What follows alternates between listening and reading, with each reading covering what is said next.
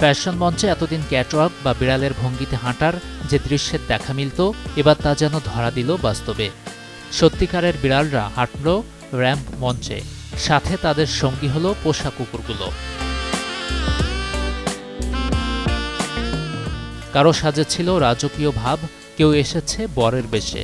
মুখ চোখ চাহনিতে কেউ কেউ ফুটিয়ে তুলেছে নিজেদের আভিজাত্য।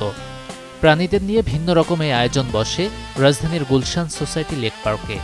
প্যাম্পার্ড প্রো বাংলাদেশের আয়োজনে যেখানে অংশ নেয় শতাধিক পোষা প্রাণী এবং তাদের মনিবরা।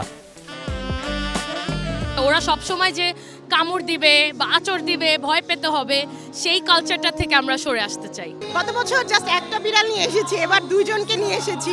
খুবই ভালো লাগছে, অনুষ্ঠান খুবই ভালো হয়েছে সবকিছু।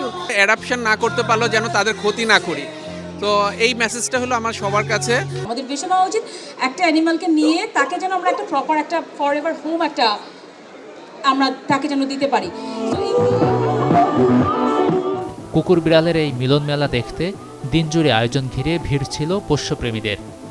আঁকাআঁকি, পোষা প্রাণীদের জন্য বিভিন্ন পরামর্শ আর সাংস্কৃতিক নানা আয়োজনের মধ্য দিয়ে শেষ হয় পো কার্নিভাল 2026। গাজী আনিস, চ্যানেল 24, ঢাকা।